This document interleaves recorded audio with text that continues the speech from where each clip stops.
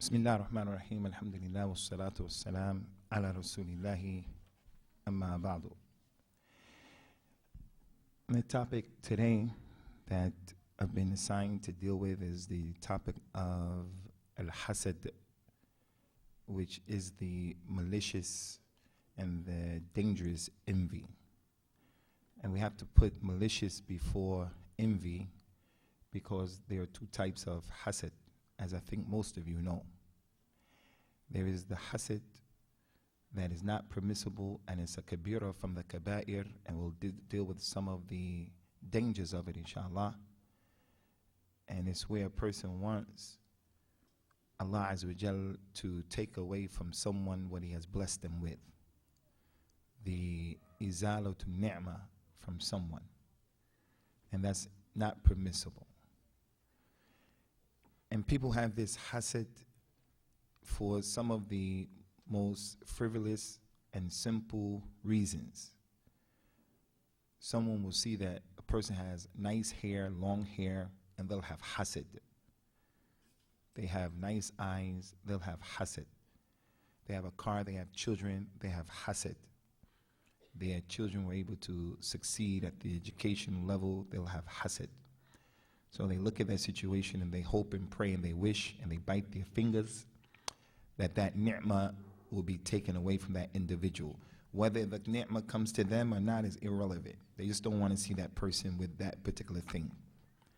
And one of the dangers of the popular culture, hip-hop music, is that this culture encourages hasad, for a person not to want other people to have good things.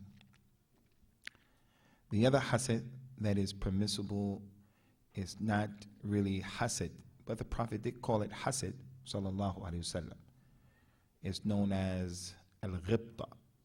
Al-ghibta is when you see someone that has something, a ni'mah, and you don't want it to be taken away from them, but you wish and you hope that you had that thing to do what they're doing or to do better than what they're doing. Our Nabi and Mustafa al-Mukhtar, concerning this al-ghibta, he says, sallallahu alayhi wasallam, la hasada ila fitnatain. You can't have envy except in two situations. One is a man that Allah Azza wa Jal gave him money and he spends that money in the correct way. فَصَلَّتُهُ عَلَى هَلَكَتِهِ فِي الْحَقِّ. He spends the money, sadaqah to the masjid, taking care of his family. He does the nice things with it. He stays away from what's haram with it and so forth, so on. You say, if I had that dough like he has that cash, I'll do the same thing or I'll do better. The other situation, he said, sallallahu alayhi wasallam, is you can have hasad for a person who has been given hikmah. Hikmah. And he said about that hikmah, about the person who got it, received it from Allah as a ni'mah, yaqdi biha wa yu'allimuha an-nas. He has wisdom, knowledge, Qur'an. So he judges with it, he acts according to it, he spreads it, he defends it, and he teaches it to people. So you say, I wish I can be like Al-Imam Al-Albani. I wish that I can be like Al-Sheikh Al-Fulani. And then as a result of that, you are not falling into the hasad that's haram. So we have to make that distinction. Seeing a ni'mah that Allah Ta'ala gave someone and not wishing that it will go away, this is okay. Some lady, she has hair that's not good hair, not long hair. She says, man, I wish I had hair like her. I wish my hair was okay. But she doesn't hate on the other person. There's nothing wrong with that, but she should be satisfied and happy with what Allah Azza wa Jal has decreed for her, not become obsessed and fixated on what other people have been given. Concerning the hasad in the deen of Allah Azza wa Jal, as I mentioned, it's a kabira from the kaba'ir, and a lot of people have it. Many people have it and they don't even realize it. And some of the people in the circles that I've moved in, dealing with scholars, dealing with people who are dealing with dawah and knowledge, there are a lot of hasad in that situation. So what do you think is the case with just the regular people? If people who are learning the deen and teaching the deen have hasad from amongst them, they have hasad, then what do you think about the people who just are going about just the lifestyle? So it's a problem. And a person may not feel that he's hasid or he has or she has hasid, but if you look closely, you'll find that many people have it. So it's something we have to seek refuge in Allah Azza wa Jal from. We have to seek it from ourselves, and we have to seek it from other people having it against us. As Allah Ta'ala mentioned in the Qur'an, we have to seek refuge from the hasid idha hasada. Seek refuge in Allah from the one who has envy when he is envious, and we'll tell you why. It's a serious issue. The Prophet said in an authentic hadith, sallallahu alayhi wa sallam, dabba ilaykum da'ul umam, al-hasad wal-baghdha.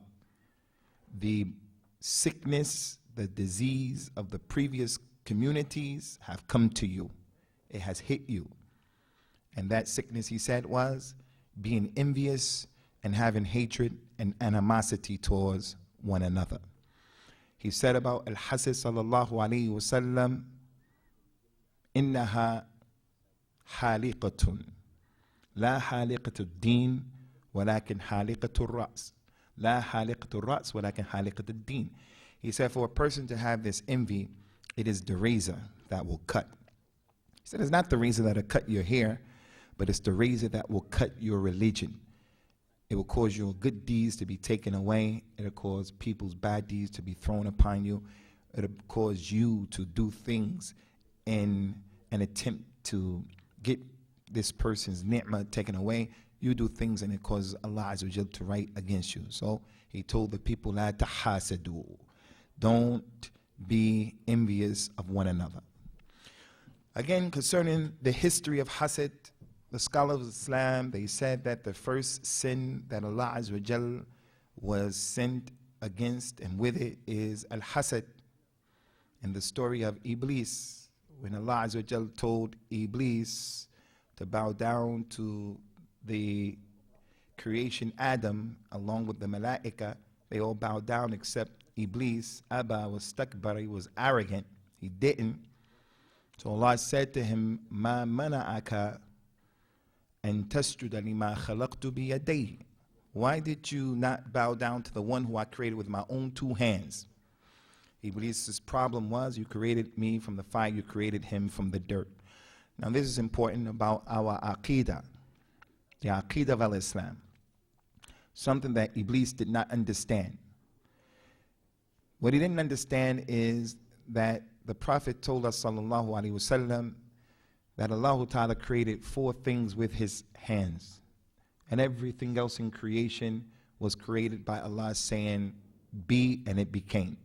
So if someone asks you this question, this is part of what we've been taught in our deen. Why did Allah tell Iblis to bow down to Adam? Why did he tell the Malaika to bow down to Adam? As the ayah said, Ma mana'aka an tasjuda lima khalaqtu biyadayya. Why did you refuse to bow down to the one who I created with my two hands? So from our aqidah, Allah has two hands. And those two hands are in a way that fits his majesty. It's not for you or me to try to figure it out. It's not your job. He didn't make us responsible for that. But we have to believe that. And the Nabi told us four things were created with the hand of Allah. The Jannah, the pen, and the Arsh, and Adam. Everything else, Allah Ta'ala said to kun, and it became. So I want to repeat that again because we want you to go away from this place knowing that information if you didn't know. Allah created with his own two blessed hands, which gives these four things honor above everything else in creation. He created the pen, the qalam, the arsh, the Jannah, and Adam. The Kaaba, Allah said being it was. The jinn, the malaika, Allah said being became. The sama, the ard, Allah said being it became. The water, everything else except these four things. So when Iblis was commanded, bow down to Adam because of his sharaf, because of his station and his honor. The same way Yusuf's parents bowed down to him at the end of the story out of respect and honor. The same way we bow down facing the Kaaba. We don't worship that Kaaba. Allah wasn't telling Iblis, worship Adam. He didn't tell the Malaika, worship Adam, make sajda with ibadah. He told them, make sajda to him to show their position. So this problem goes to show that hasad happened a long time ago. A long time ago.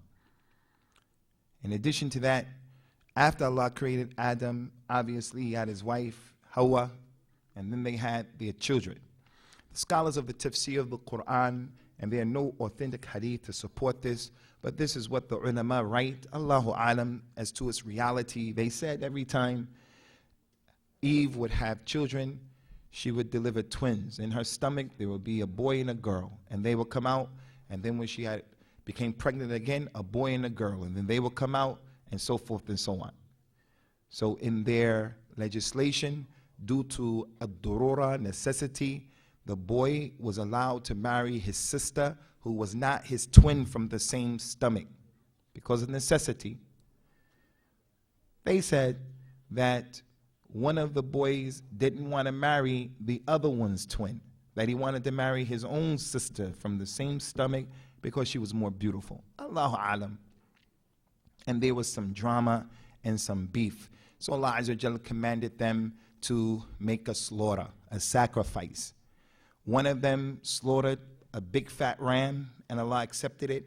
And the other one, who caused the problem in the first place, he offered some of the worst vegetation that he had, and Allah didn't accept it.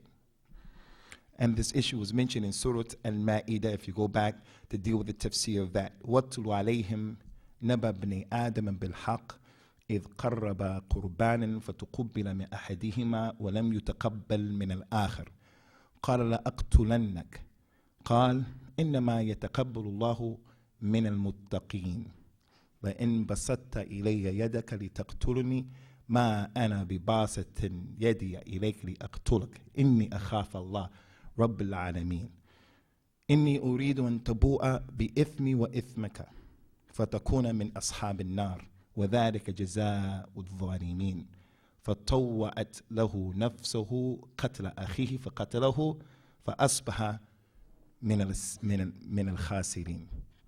This story is an important story if you want to learn about hasad. The hasad of the people today is a replica of this story. Allah told the Nabi sallallahu alaihi wasallam, tell them, Muhammad, the people in this place right now and the people who want to listen to the Qur'an, read to them the story of the two sons of Adam. When both of them made a sacrifice, made an offering, it was accepted from one and it was rejected from the other one. So the one who was rejected from, he said, verily, I'm going to kill you. I'm going to kill you. The other one said, Allah accepts the offering from those who have taqwa. It's not my fault that yours wasn't accepted. It's not my fault that I have this hair and you don't. It's not my fault that I was successful and you weren't successful. Your lack of success is not my problem. Why you have a problem with me? Why you want to kill me? Why you want to have a hasad with me? It's not my fault. If you reach out and extend your hand to kill me, I'm not going to do that to you because I'm afraid of Allah, the Lord of all the worlds. And also, if you kill me, I'll let you do that. You can oppress me and have hasad and do all that stuff, try to sabotage my program, talk about me, ghiba, namima, all from that hasad. You can do that. He said, I want you to take my sin and your sin, and you're going to be from those people who be of the hellfire. And that's the jaza of the zalimin. Now that's important. Someone is having hasad against you, someone is oppressing you. The Prophet used to tell his companions in this community, sallallahu alaihi wasallam, he used to say, like he told Abu Dharr, during the time of fitna, kun kibni Adam al-maqtul. Be like the son of Adam who was killed. If you had a choice of being one of the two, be the one who was killed. Let the people oppress you. Let the people take your rights. Doesn't mean you don't try to defend yourself and push it off. But if you are the mazloom, if you're the one who's oppressed, the one who was oppressed said, Inni uridu an tabu'a bi ithmi wa ithmika. I want you to take my sin and your sin by what you're doing. He's going to take his sin in that he's going to receive whatever good deeds that he has, or he's going to have his bad deeds thrown on him. So this story and this aspect of the story is important with hasad and other than hasad. I want you to take my sin and your sin, and you're going to be of the people of the hellfire, and that's the reward of the zalimin. The ayat said, فَتَوَّعَتْ لَهُ نَفْسُهُ قتل أخيه. So he listened to his nafs, the wiswas of his nafs that made him preoccupied, made him fixated on this issue. So he killed his brother, and he became of those people who are the khasirin, those people who are the losers. Now this is important to understand. This is important. Although Adam's son killed his brother and murder is from the Akbar al-Kabair, that doesn't mean that his brother was a kafir. It doesn't mean that. As long as the person didn't make shirk billah azza wa jal, he will go to Jannah. If he doesn't make shirk with Allah, whatever sin the person does, homosexuality, lesbianism, he murders someone, whatever, riba, zina, khamr, whatever. If he didn't make shirk with Allah azza wa jal, he doesn't go outside of the da'ir or the circle of al-Islam. So in this case, Adam's son, we're not going to say, and we shouldn't say, that he's a kafir because he killed his brother, is a kabira from the kaba'ir, and he shows some sense of sorrow in what had happened because he wanted to hide the body of his brother and so forth and so on. So that goes to show the story, many points and benefits from the story, goes to show hasad is qadim, that it will cause a person to kill someone who is close to him for something that is not even his fault. Both of them were in the position to do the same thing. He chose to do something, an ibadah, a dhabh, to get close to Allah, and he took the best animal. How are you going to blame him for that? How are you going to blame him for that? So, al-hasad is a long time ago. Also, in the Qur'an, from the benefits of Surah Yusuf is this issue, how hasad makes problems between people in the same household. So if a person in your house who shares the blood that's circulating in your body, if they don't escape hasad, how can someone who is not so close not be saved from the hasad of the people? If I'm going to make hasad and kill my own blood brother, my biological brother, then clearly I'll kill other people who are not close to me. So again, the message is being brought home to us in this particular story with Surah Yusuf. لقد كان في يوسف وإخوته آيات للسائلين إذ قالوا ليوسف وأخوه أحب إلى أبينا منا ونحن عصبة إن أبانا لفي ضلال مبين اقتلوا يوسف أو اطرحوه أرضا يخل لكم وجه أبيكم وتكونوا من بعده قوم صالحين. Verily you people have in the story of Yusuf and his brother, in his story are ayat for people who ask.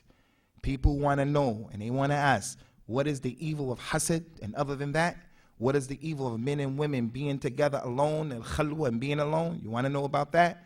What is the benefit of having sabr? What is the fitna of the sijin? What is the fitna of being in position and power? You want to know? In the story of Yusuf is a lot of those benefits. When the brothers of Yusuf said to one another, verily Yusuf and his brother Binyamin, they are more beloved to our father than we are, and we are a strong band of people. Kill Yusuf or throw him away, put him in a far off land. And then after that, after we do that, we'll become people who make tawbah. We'll kill him, we'll get rid of him, and then our fathers will look at us and he'll only pay attention to us. And then after we kill him and do the crime, we'll make tawbah. This is another important issue. It shows the problem with hasad. Their father, Yaqub, was a Nabi. The fact that he loves Yusuf and Binyamin more than you, his love is pure. It's inspired by Allah. It's divine. What's your problem? It's not like some other people who they love one of their children more than the other and they're not fair and just. No, his love is divine. What's your problem? In addition to that, he's your brother. One is the youngest one. And that goes to show again between mothers and fathers in the house. One of the worst things that you can do is to say to one of your children, why aren't you like this one? Why don't you do like this one? You have to be careful with that.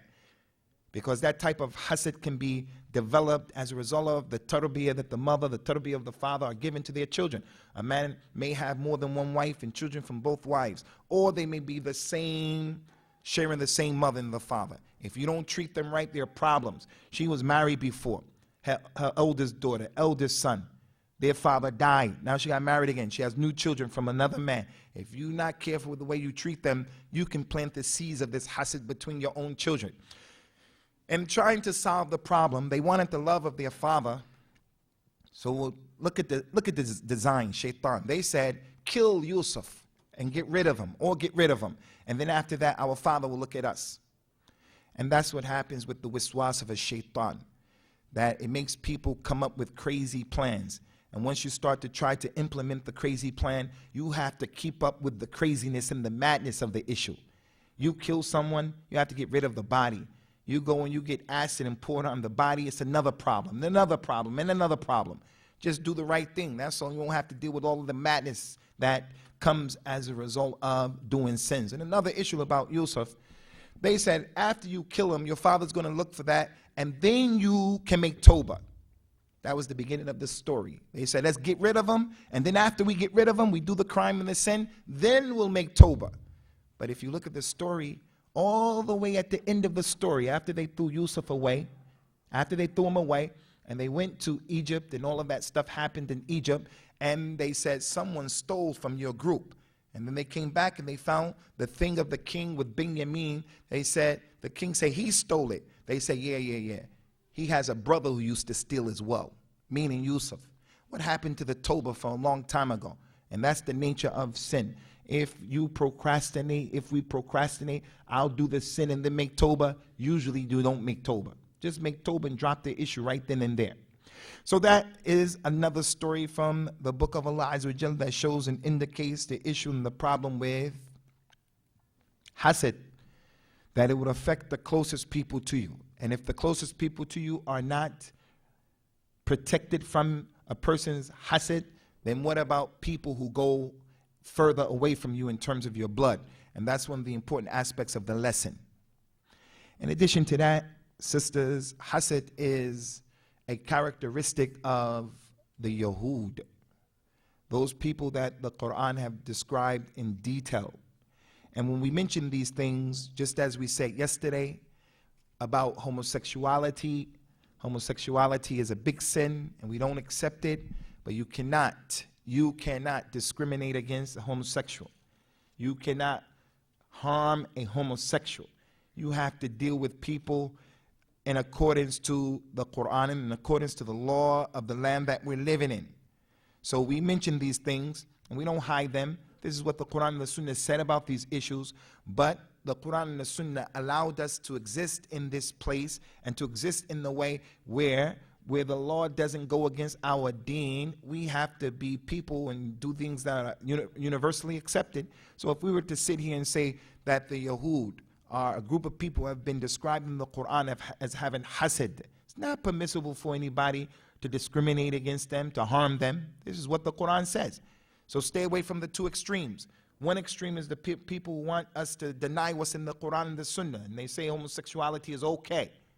The other extreme is the person who wants to take the law in his own hand, but you can't even say that because it's not the law, but they want to hurt people and do things and say Islam said it. Allah Ta'ala has described them in the Qur'an. He said about them, subhanahu wa ta'ala, وَدَّ كَثِيرٌ مِّنْ أَهْلِ الْكِتَابِ لَوْ يُرُدُّوكُم مِّن بَعْدِ إِيمَانِكُمْ كُفَّارًا حَسَدًا مِّنْ عِندِ أَنفُسِهِمْ. There are those people from Ahl al-Kitab, meaning the Yahud, they love it that you people will leave your Iman. After you became Muslims, they will love it that you will become kuffar. And they feel that way because of hasad that's inside of themselves.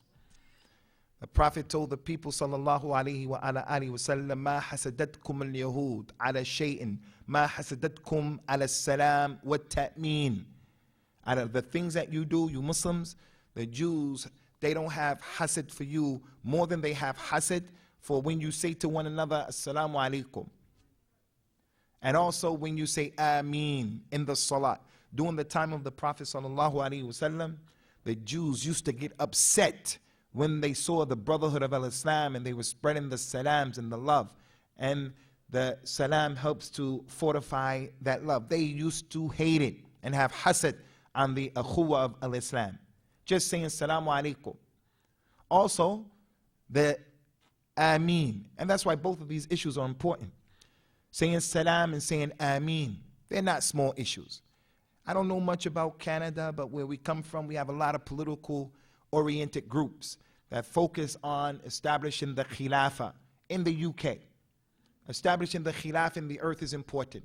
We have other young people in the university, young people.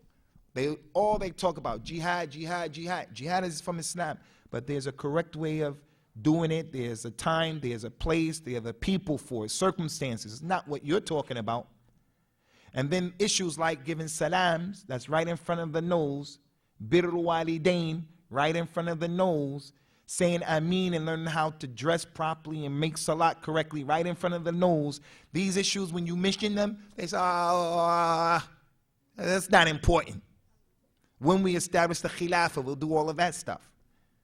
The Prophet told the people, sallallahu alaihi wasallam, إِذَا أَمَّنَ الْإِمَامِ فَأَمِّنُوا فإنه من وافق تأمينه تأمين الملائكة غفر له ما تقدم من ذنبه. When you're praying and the Imam says Ameen, you also say Ameen. Because if you say Ameen and your Ameen corresponds with the Malaika at that prayer, Allah will forgive you for the sins that you committed in the past. How are you going to come and tell me, that's a serious issue? Why would the Yahud make hasad on us if it wasn't a serious issue? So the shahid from that kalam and the point from that kalam is hasad is a characteristic of the Yahud. And what's really crazy is that people, because of our religion and this issue of al-wala wal-bara, we look at the Yahud a certain way. And the person is talking about the Yahud against the Yahud, politically oriented people and other than that.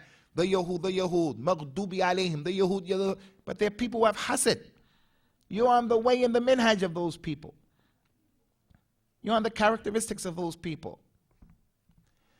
So al-hasad is old. It happens between the people. It happens between close individuals. And it's a characteristic of Iblis.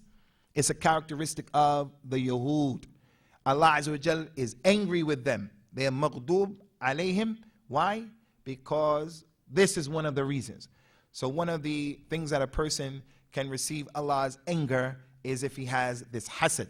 Because hasad has a few problems and dangers. One of the many problems of al-hasad is that the person is upset with the qadr of Allah, the aqdar of Allah, what Allah Azza wa Jal has decreed. Allah gave him knowledge. Allah gave her good looks. Allah allowed their children to excel academically. Allah allowed him to accomplish this and to open his business. Allah gave him and him and him and him. That's from the qadr of Allah.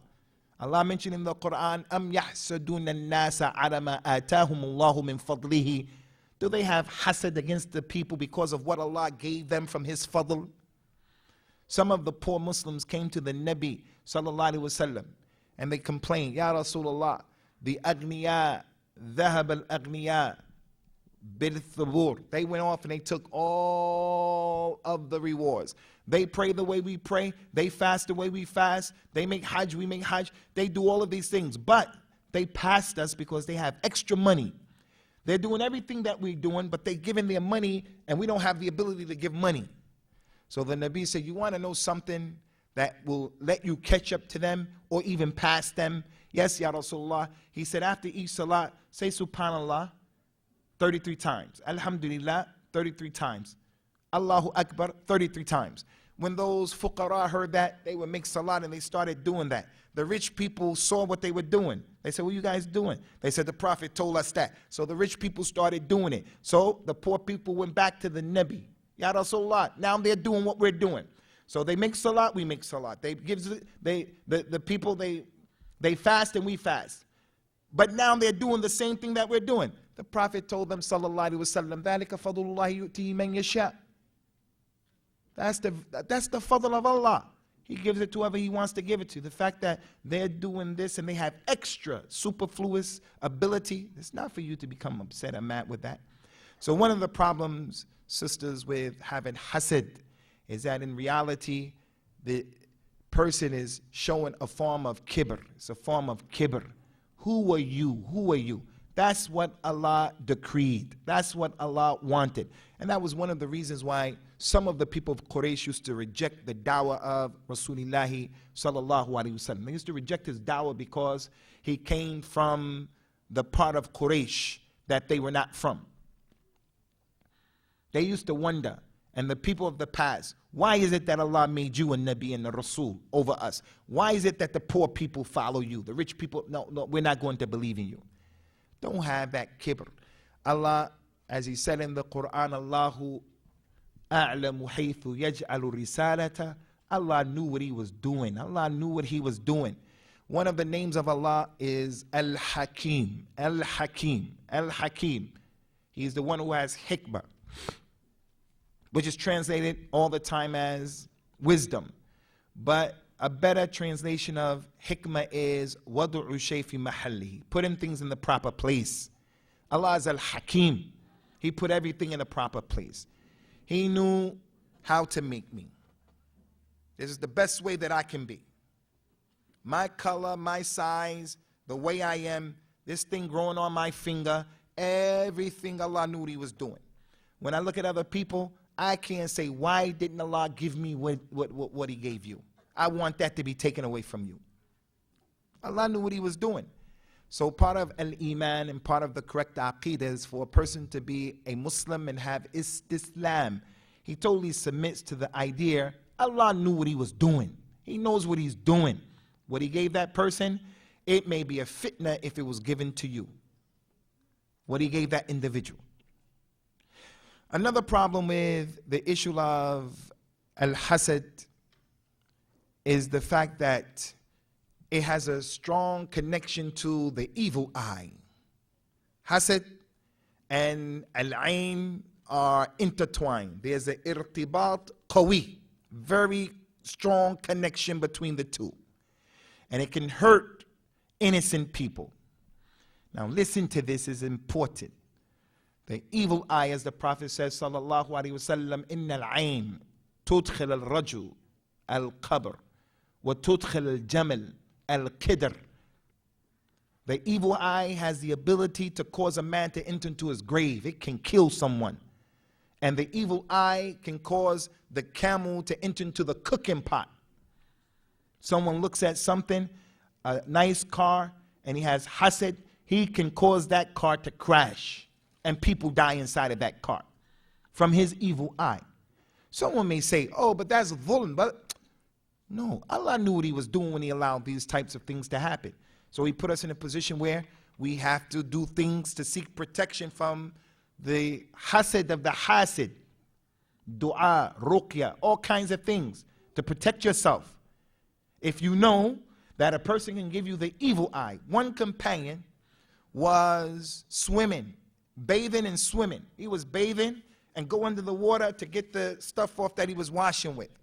A man came and saw him in the water and saw his muscles and saw the complexion of his skin, and he said, wow, look at his muscles, look at his skin, look at his complexion. Never saw skin like that before. The man started drowning.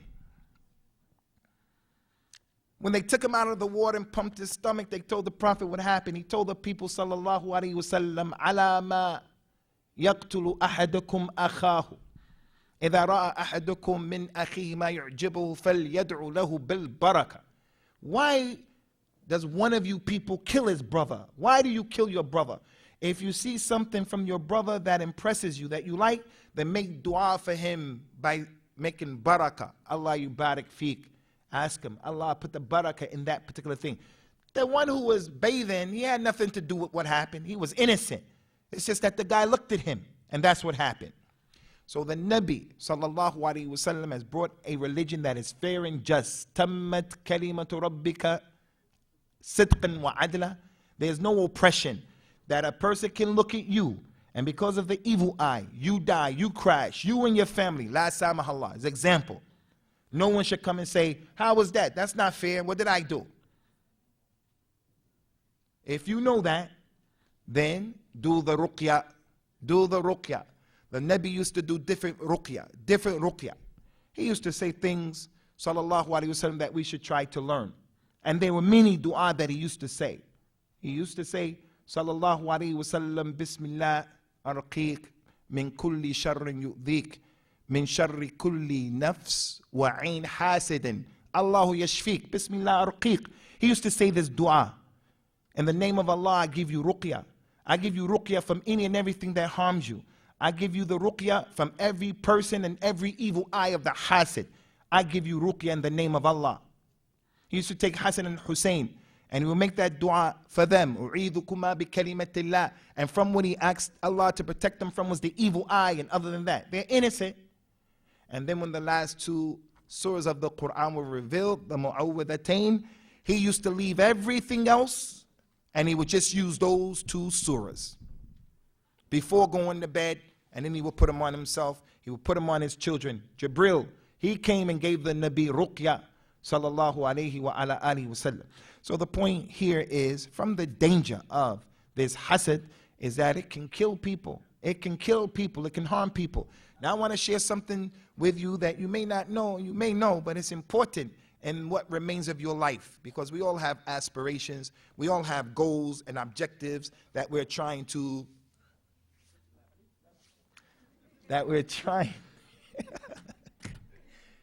we all have goals and aspirations. This is important, sister Amatallah. This comes from the mouth of our Nabi, the perfect Murabbi, Alim, knew what he was talking about. He knew people. He said in the hadith that's authentic, it's Hassan, Ista'inu ala injah hawaijikum bil kitman fa inna min wara kulli ni'matin mahsud. This is tremendously important. He said, if you want to be successful in the things that you plan on doing, you want to get married, you want to marry off your child, you want to travel, you want to buy a new house, you want to buy a car, you want to move from this place to that place, whatever you want to do. He said, if you want to be successful in what you're going to do, then be quiet about it. Because every single ni'mah that Allah gave you, every ni'mah that Allah gave you, there's someone who is envious of that ni'mah. Don't be of those people who say, I don't have any enemies. You may not have any enemies as such, people who are opposing you and giving you problems and static. You may not have that. But Muslims and non-Muslims alike, when someone sees the way you are, the way you look, the way you hold yourself, what you're doing, what you're not doing, what you're trying to accomplish, when they hear about it, I want to get married. You tell them at the beginning, I want to get married to so-and-so and so-and-so in that family. Behind your back, they make dua against you. They say things against you. They put the evil eye on you. They make dua and do things to try to sabotage and circumvent your problem. So the Nabi said, if you want to be successful, be quiet. Another dalil about the importance of keeping your secrets to yourself. You tell another person, 11 people know. You just tell the people who have to know. And then if you want to get married and it doesn't happen, it doesn't happen. You've been telling these people, I'm going to get married, I'm going to get married, I'm going to get married. And then it doesn't happen because of some fitness, some drama. They're going to come and you owe them an explanation. Why didn't you get married? Now you have to tell them, they thought my family was lower than their family. You have to tell them something that's not nice. So if they didn't know about it, then be quiet. And it includes being pregnant. It includes being pregnant, the evil eye. The Prophet said that there was a snake, sallallahu alaihi wasallam, that if you see it, you know the snake can be a jinn, believe in jinn. So if you see a snake, a normal snake, you got to tell him, get out 3 times. He doesn't get out, you kill him. We believe that. Someone else may think that's some hocus pocus, crystal ball stuff, but we believe that. That's what our Nabi said. You see a snake? Now that doesn't mean like as a lady, I'm like you. I don't like snakes. I don't like mice and stuff like that. I can fight. But if a mouse came, I'm going to be like most people. It's just a mouse. So that doesn't mean if a snake comes, you just calm down. You can run away from the snake. But if there is a snake in your house, like back in Somalia, Sudan, where you come from, you have to tell the snake, get out. Get out, get out. He doesn't get out, then you can kill him. You'll be protected. There is another type of snake that you don't have to tell him to get out. He's the snake with the small tail, and over his eyes, there's a lump. The Nabi said that that snake, when he looks at the pregnant lady, he causes her to abort the baby from his evil eye. You're pregnant. Don't go around telling everybody, I'm pregnant, I'm pregnant, I'm pregnant, especially in the first trimester, the first 3 months. That's the critical time. Don't tell people. That's a ni'mah. That lady who didn't have a baby, that lady who lost her baby, some people are like that. When she hears you're pregnant, she has envy. Why? Why did I lose my baby? Why I can't get pregnant? Why can't she get pregnant? Why is it? and then she gives you the evil eye from her hasad. So from the danger of hasad, and they gave me the letter 10 minutes, more than 10 minutes ago, from the dangers of it, is that it can harm and hurt community members, relatives, and so forth and so on. And kuffar have the ability to give you hasad. They have the ability to give you evil eye. Not only Muslims. So I want to end on this point. Stay balanced. Don't think everyone is giving you the evil eye. The lady next to you is praying in the salat with a finger like this, getting a lot of rewards, because the Prophet said to do this in the tashahhud and you'll hurt the shaitan just like this. And she says, Assalamu alaikum wa rahmatullah. Assalamu alaikum wa rahmatullah. And you're looking at each other. When you do this way, she's going the other way. And then you go that way and you say, she got the evil eye on me. It's the evil eye. That's not the evil eye. She's just making salat. So don't go overboard. Everything evil eye, magic, magic. I have a nosebleed, evil eye, evil eye. I slipped on the ice, evil eye. Not like that. You have to be balanced. That's the one advice. Second advice, learn those dua. Learn those dua. If you are a mother and you're giving your baby that pure milk, you choose not to give them that milk from the can, cow's milk, this, that. You're giving them that pure milk from his mother. Your aqidah is the same purity that you have to give to that child. Not hocus pocus kalam. And that pure milk, part of it, that pure aqidah, is to make dua for that defenseless child, as Ibrahim used to do for Ismail and for his brothers Haq, as the Nabi sallallahu alaihi wasallam used to do for Al-Hasan and Hussein radiyallahu anhuma. Dua, dua, dua. And those last two surahs of the Qur'an, they are sufficient, inshallah, in terms of the hasad. So we're going to stop here, inshallah ta'ala, and I think there's a Q&A session right now. It's going to be for the next 30 minutes with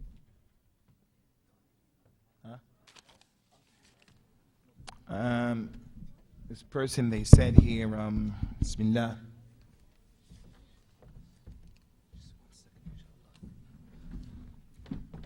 Inshallah, we're going to take the questions and answers right now on question sessions.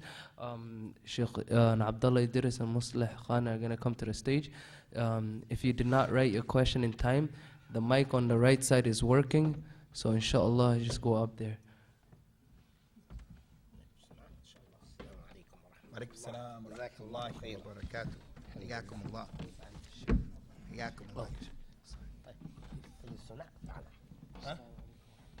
Supposed to be sitting with us. They're taking the question from the floor. Just say we're going to take the question from the floor so I can No, take your time. If we can answer all the questions, we can whisper in his ear. No problem.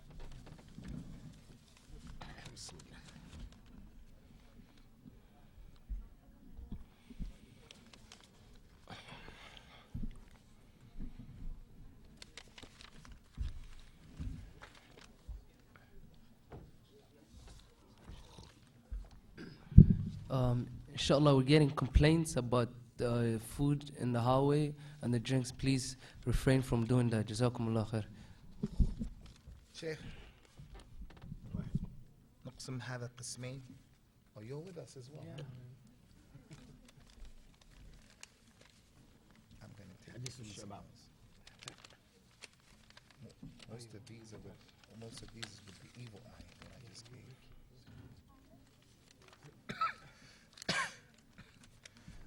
Questions.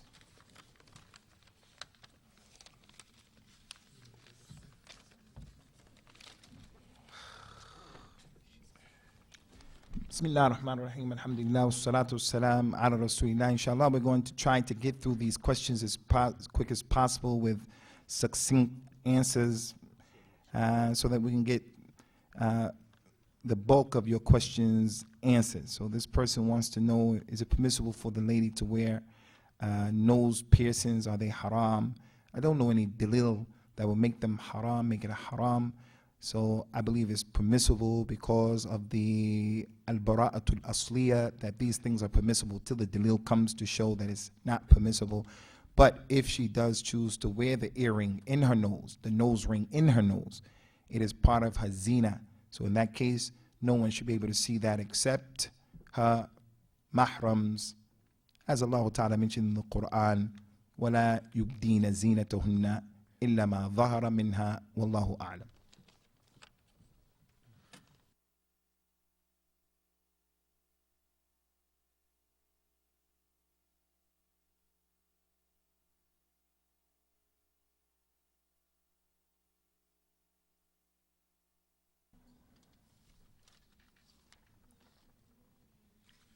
Okay, so is there any?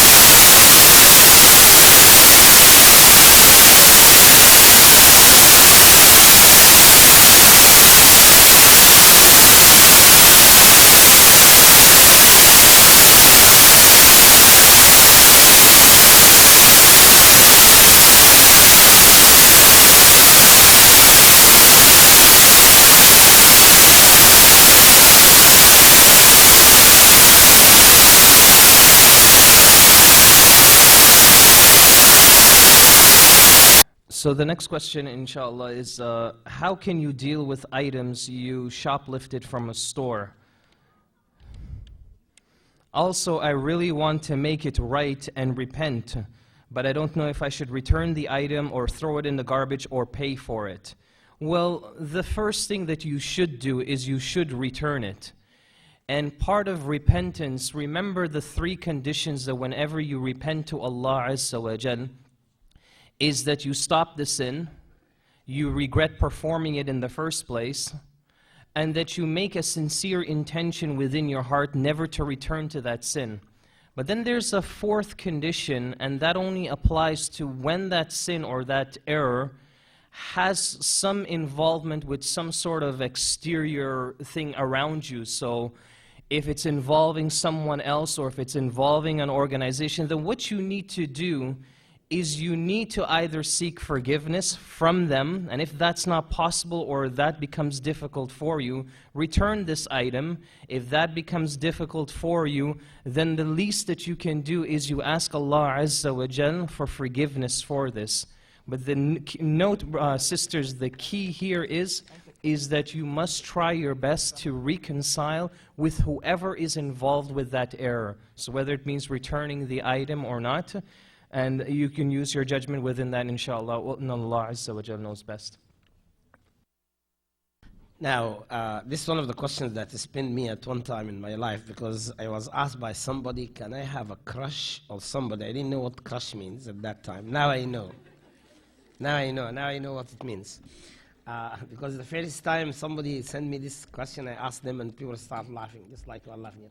It says, is it haram to have a crush on someone? Also, where in the Qur'an says that you cannot have a boyfriend. Now, the first thing, let me tell you this. What do you mean by crush? If you mean you have feelings towards a person, there is nothing wrong in Islam to have feelings towards a person. We got married because we had feelings towards our wife. It is how you go about it. Because in the Qur'an, this has nothing to do in relation to this, but the reference is made in the Qur'an, Surah Al-Baqarah. Allah subhanahu wa ta'ala says about a woman who divorces, her husband dies and so on, that you don't approach her during the time of her iddah, but you can insinuate to her. And Allah says, لا جناح عليكم فيما عرضتم به من خطبة النساء أو أكننتم في أنفسكم. Or what you keep in your heart, what you keep in hand is feeling towards people. Now, the question is how you go about it. And then, is it doable? If you have a crush on somebody who's haram for you to marry, forget about it, because that's the rule of Allah subhanahu wa ta'ala. If there is a person who's marriable to you, because there are certain people that you cannot marry them. So in this case, yes, it depends on how you go about it. Now, in the Qur'an, Allah subhanahu wa ta'ala prohibited everything that is not legal. Again, what do you mean by boyfriend? By the way, there's terms here. People get scared of them because of the notion. If a person wants to know a family, you want to have a relationship with a person, so long as you are within the rules of Allah, then there is nothing wrong. This is how people proceed marriage, how they do things they have. It depends on how you go about it. I think someone from the floor wants to put the question forward, they said. Assalamualaikum. Is it permissible for a woman to touch, read the Qur'an if she's a student of knowledge on her menses? Permissibility or the impermissibility of the woman touching the Qur'an while she's on her menses, طيب الله أيامكم, is an issue of ikhtilaf between the scholars of Islam, and no one is going to bring a definitive point of view that makes the other side clearly wrong. So this is an ongoing issue that we hear over and over and over again. I'm of the opinion that it is permissible to do so. Number one, because this is what used to take place during the time of the companions, is something that was common, what the scholars call ma'ammat bihi al-balwa, something that happens always throughout the centuries. So if it was impermissible, I believe there would be a clear dalil telling women you can't do this, a clear dalil, because it happened with them and it happened after them, and it continues to happen up to now, that women are going to have this sunnah of Allah in the daughters of Adam. The other dalil is the fact, as I mentioned earlier, you should take this point all the time, what the scholars call al-bara'atul asliya, that these things are permissible until the dalil comes to show that it's not permissible. And what they use to show it's not permissible, the ayat is referring to the angels, that no one should touch it except those who are pure. That ayat is referring to not even the Qur'an, it's talking about the lawh and mahfuz, that's up there. The angels are the only ones who would touch it. As for the Qur'an, many people touch it who are not pure. Many people, Muslims, non-Muslims, and so forth and so on. And then when we look at the practical life of the companions, Aisha radiallahu anha was performing the Hajj and her period came and she started crying, and the Prophet saw in that state, sallallahu alaihi wasallam, and he said, "Why are you crying?" She said, "Because my period came," meaning I won't be able to do all of these things because now I can't pray. I'm in a condition different from everyone else. He told her, sallallahu alaihi wasallam, that's the sunnah of Allah in Adam's daughters. All of them have that for the most part. And then he told her, "Isna'i ma yasna' al-hajj illa la tutufi bil bayt." Do everything that the pilgrim does, but don't make tawaf around the Kaaba, because tawaf is salat and you can't pray. Go into the Masjid al-Haram and sit down, read the Qur'an, give sadaqah, go to Mina, go to Arafat, do everything other than that. Lastly, from the many proofs that give us at least isharat is when the Nabi sallallahu alaihi wasallam was in the masjid in Al-Madinah sallallahu alaihi wa ala alihi wasallam, and he told Aisha to give him a comb, and she said that I have my menses, meaning I don't want to come into the masjid. You in the masjid? He asked her, is your menses in your hands? Is your period in your hand? So when she takes that Qur'an, when she takes the Qur'an, there's no problem. The mens is not in her hand. Allah Ta'ala, He knows best. So if a lady is a student of knowledge or not, and she wants to read the book of Allah Azza wa Jal, then she can do that. Some of the scholars tried to make it easy by saying, just don't touch it. Take something like a pen or something and turn the pages like that. I see that as a takalluf. Just read it and inshallah, no problem. They said about the Nabi sallallahu alaihi wasallam, kana yadhkurullah ala kulli ahyanihi. He used to remember Allah in all of his situations, all of his conditions, everything. Laying down, standing up, this, that, whatever. So inshallah it's permissible. Wallahu a'lam.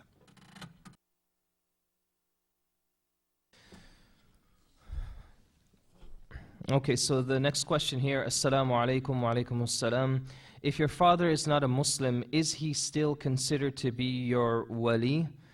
If not, are you allowed to make, for example, the sheikh of your local masjid your wali? Now, for this issue here, realize that part of the condition of a wali is that the wali should be a Muslim. Okay, so it has to be a Muslim. Now, in this particular case here, there are a lot of brothers and sisters, especially sisters, of course, that have this issue. And scholars have differed whether or not you can go to an imam, especially for the countries where there isn't an Islamic judge, especially here in other countries such as this one. And they've allowed in these particular cases to go to an imam. But however, realize that there are conditions for this. There are some sisters or some families, you know what they do? If you tell them, yes, you can go to an imam, the first thing that they will do is that they will start to shop for the imam that is going to be on their side. So they'll have this person that they intend to marry, and they may have started that relationship through some sort of illegal style or speaking and things like this. And they'll go to one sheikh who is a religious sheikh who takes his job seriously, and he investigates the couple and says, no, I don't want to be the wali for this situation until so and so happens. So what they do is they go and they look for another sheikh. Then they go to look for another imam and another imam until they find the one that says, yeah, okay, no problem, there's no Muslims, khalas, come, I'll marry you guys. So you must be aware of this, that there are certain conditions and that the permissibility of it is there. However, always and forever we advise that when you do something like this, to be very cautious of yourself, to remember that Allah subhanahu wa ta'ala is the ultimate judge and it is always watching. It is Allah Azza wa Jal, He is always hearing and seeing. And insha'Allah ta'ala, in this situation, we ask that Allah Azza wa Jal always and forever make these ordeals easy for our sisters. And Allah Azza wa Jal knows best. This is a general question. It says, how do I deal with relatives who are Muslims yet insult Islam, especially hijab, and have patience towards, do I have patience towards them for their ignorance? Actually, it depends. There are some relatives you can avoid them. You can maintain a distance from them. But some relatives are very close. Sometimes it could be your uncle or it could be your father, and we have gone through all of this. The best to do is to avoid them as much as you can and assess your situation. The advice of the Qur'an, actually, even to the Prophet ﷺ, Allah subhanahu wa ta'ala says, أُولَٰئِكَ الَّذِينَ يَعْلَمُ اللَّهُ مَا فِي قُلُوبِهِمْ فَأَعْرِضْ عَنْهُمْ وَعِظْهُمْ. Yani these people, Allah knows what is in hearts. Stay away from them, keep a distance from them. And if you have time, if you can find chances to remind them, keep reminding them, but don't get into this kind of engagement, because sometimes you cannot avoid having it, and the more you do it, the more they become aggressive towards you. This person is saying that they asked me by Allah to answer this question, so it didn't have anything to do with what happened today. They want to know if there will be a talk about something concerning the major signs of the hour, and I say you should ask the people organizing this. We have to go with what they tell us to do. And that she has a friend who said that she does not believe in any sign that's not mentioned in the Qur'an. So what would my advice be concerning that? The Muslim, first of all, knows that the religion is what's in the Qur'an and what's in the Sunnah, not just what's in the Qur'an, not what's just in the Sunnah. They both have the ability to legislate because they're both from Allah. So when the Prophet brought something, sallallahu alayhi wa ala alihi wa sallam, when he brought something, Allah Ta'ala told us in the Qur'an, وَمَن يُطِيعِ الرَّسُولِ فَقَدْ أَطَاعَ اللَّهِ. Whoever obeys the messenger, he has obeyed Allah. وَمَا أَتَاكُمُ الرَّسُولُ فَخُذُوهُ وَمَا نَهَاكُمْ عَنْهُ فَانْتَهُوا. Whatever the messenger gives you, then you should take it. And what he tells you not to do, you shouldn't do it. So the majority of the signs, major and minor, well, the majority of the minor signs are not in the Qur'an. But the majority of the major signs are in the Qur'an. But unfortunately, some people, they don't believe in the Dajjal. And they say that the Dajjal, for example, is not in the Qur'an. That's not true. That's not even true. Allah Ta'ala mentioned directly and indirectly about the Dajjal. Not his name as such, but the hadith help us to understand what's in the Qur'an. Allah Ta'ala mentioned in the Qur'an, يَوْمَ يَأْتِي بَعْضُ آيَاتِ رَبِّكَ فَلَا تَنْفَعُ نَفْسٍ مَا لَمْ تَكُنْ آمَنَتْ مِنْ قَبْلِ. The day that some of the signs of your Lord will come, and the person who doesn't believe, his iman won't benefit him when those signs come out, those ayat. The Prophet in the authentic hadith, he mentioned what this was. He said if the sun comes up from the west, rises from the west, if the Dajjal comes, if the Dabba comes, then nobody's iman at that time is going to be accepted. So this is a faulty understanding. It's a faulty understanding. If you put a man on an island and another man on another island, you gave him the Qur'an with all of the qira'at, you start reading an ayah to him, you tell him finish from here, and he can finish in all of the qira'at. And this other man, he has only the sunnah, the authentic sunnah. You tell him practice Islam. You tell him practice Islam. This man over here is going to practice Islam better than that man. That doesn't mean the Qur'an is better than the Sunnah is better than the Qur'an. No, they both are together. And as Muslims, when we start learning, you start off with the Qur'an first. You pay attention to the Qur'an first. That's what the Prophet used to do with the companions, sallallahu alaihi wasallam. But the Sunnah explains the Qur'an. That man over there with the Qur'an, he's going to marry his wife and his auntie at the same time. That man over there with the Qur'an only, he's not going to know when the sacred months are in Islam. That man over there with only the Qur'an won't know how to pray. He won't know how to give zakat. He won't know how to fast properly. He won't know how to perform hajj. That man over there with the Qur'an, he's not going to understand al-Islam correctly. So the Nabi told us, sallallahu alayhi wa sallam, ala inni utitul Qur'an wa mithluhu ma'ahu. That I've been given the Qur'an and what is similar to it. And they'll stay together until the people meet him at the fountain place. May Allah Ta'ala make us Ahl al-Qur'an wa Sunnah.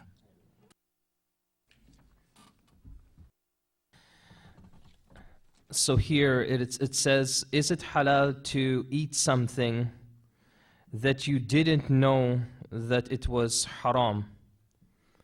So, is it halal to eat something that you didn't know it was haram?